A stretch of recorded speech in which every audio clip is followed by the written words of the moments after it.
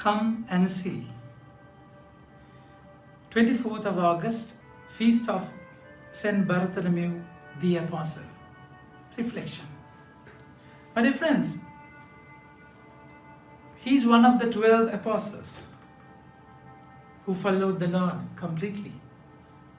And he was a strong disciple, apostle who gave his life for the Lord. And he became one of the pillars of the church. We find in this first reading how this vision of church and Christ was manifested.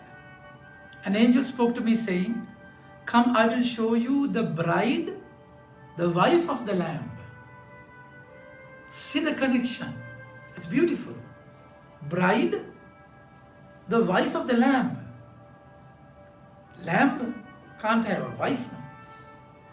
But the Lamb who was slain, who is Jesus. And Jesus' bride is the church.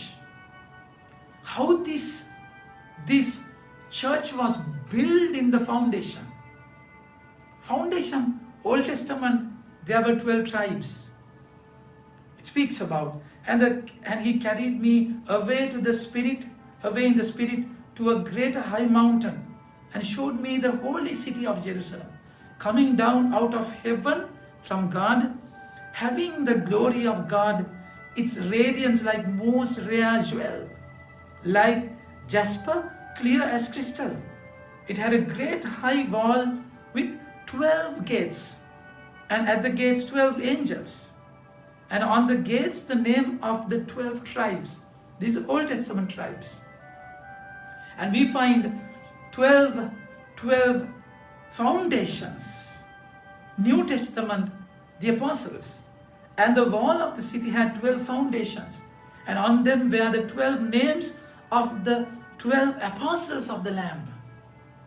See, bride of the Lamb and apostles of the Lamb. It's whole church. The whole church was built on these 12 foundations. So that's one foundation is Bartholomew or Nathaniel. They say his surname is Nathaniel. And what a strong character. See, this person became a disciple of God. And he's an apostle among the 12 apostles. He became a foundation by the sacrificial life he had lived. So that blood of his life became the foundation, seeds of all the Christian life, isn't it? So he went on preaching, evangelizing people, and then they believe he had come to India also. You know how he was killed? History says his skin was peeled when he was alive. That's how that's a kind of suffering he had to go through.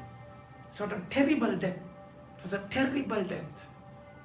Can you imagine when your skin is taken apart, peeled when you are alive? So yet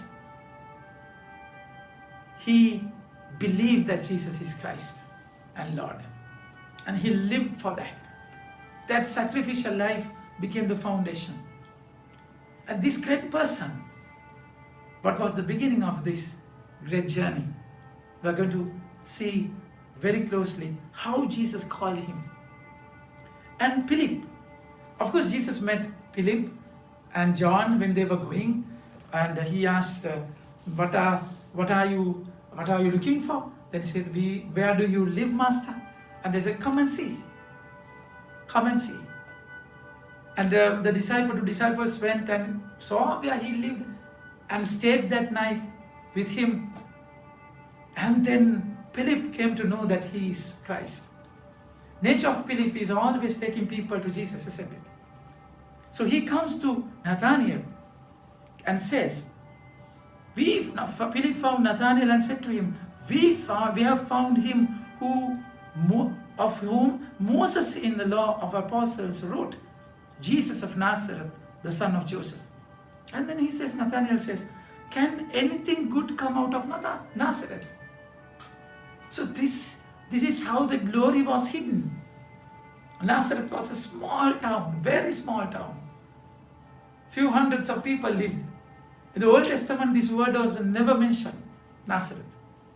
That's why the glory is hidden in human understanding. So then he said, come and see. This is all what can happen to us. You have to personally experience the Lord. It has to be a personal experience, without which you will never have a deep, profound foundation in your journey. So one can introduce him, but you have to experience it. It's your personal choice. So coming and going and seeing Jesus, there's a cost, there's a price to pay. Because when many are invited, few are chosen, they sent it. And they didn't want to go and enjoy the banquet of the king's son's party. They all went. But then Nathanael, Bartholomew went and saw Jesus. Jesus saw Nathanael coming towards him and said of him, behold an Israelite, indeed in whom there is no deceit. When Nathanael wanted to see Jesus, when Philip said, come and see, Jesus had already seen him. He saw him. My dear friends, this is the beauty of our Lord. He sees us. He sees our future, sees our present, and the past. He was saying, before Philip called, when you were under the fig tree, I saw you. This is the past. Under the fig tree, I saw you. And what is the future? And behold, an Israelite indeed in whom there is no deceit. This is the present. This is the present, Nathanael. And then he says, you will see greater things than this. You will see greater things. So that is the future, isn't it? So Jesus will see your past, present, and future. He saw him under a tree. Excuse me. See, he saw him under a tree. And then, because of a tree, his history was changed. Present and future was decided. There's a tree of cross. Because of his cross, we all are saved. Because of his cross, Nathanael was chosen, and he was given a new life, and he became a saint. And apostles, where the foundation of the Lord was laid. Have this foundation. Jesus has called you. Come and see. Enjoy him. He will see. He knows your past, future, and the present. And he wants you in his mission. Think about it. Have a nice day. May God bless you.